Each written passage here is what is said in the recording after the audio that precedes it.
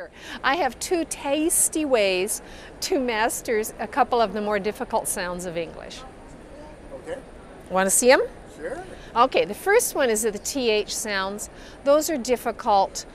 People often tell you you need to stick your tongue out, and no one wants to stick their tongue out, and you don't really stick your tongue out. What you're doing is you bring your teeth down onto your tongue with a little bit of space under your teeth, and you blow. And so if you get your tongue too tight against your teeth, people will think that you're making a T sound, a T, and they'll come out saying tank instead of thank.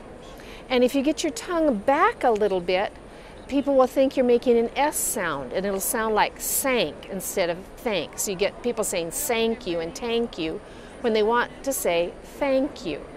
And that sound is a fricative, which means it's a sound you can make for a long time. Some of you might speak a language like Indonesian, where you have a T sound and you can blow. And so if you put your tongue up and blow, you'll tend to get a sound, which isn't a TH sound really. But here's the fun, cute thing. Get yourself some cereal, Cheerios, Oaties, Fruit Loops, whatever it is, and you put it on your tongue, and you bring your tongue up to your teeth, and it produces that little gap you need to get a good TH sound. Thank you. And then you can eat the Cheerios or the Fruit Loops or whatever you're using. Does that sound understandable, Mr. Photographer? Okay. Okay. Here's my second sound. R and L can be very difficult. It's classic if you speak Japanese, because in Japanese there's a sound that's in between our sounds that I can't make well. That's that la-ri-ru-re-ro.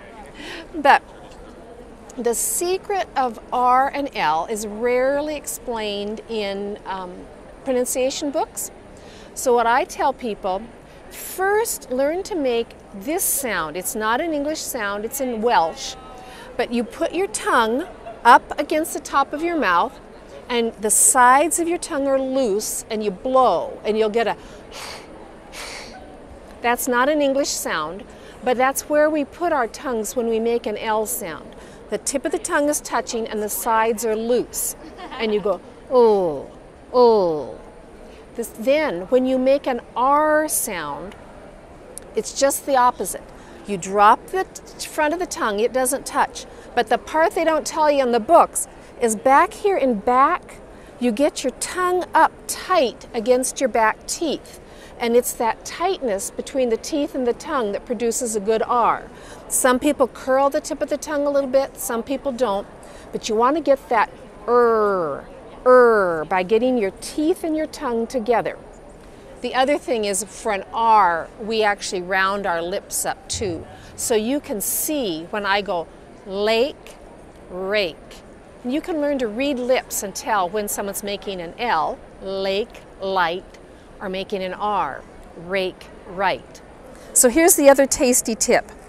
I think my sour lollipop kind of fell apart. But if you're having trouble figuring out how to get the side of your tongue up against your teeth, get a sour lollipop like this sour apple one. English teachers do gross things, okay? Your sour taste buds are along the sides of your tongue, so it's right where you feel the sour taste. That's the part that you have to get up tight against your teeth to make a good R sound. How's that, Mr. Cameraman?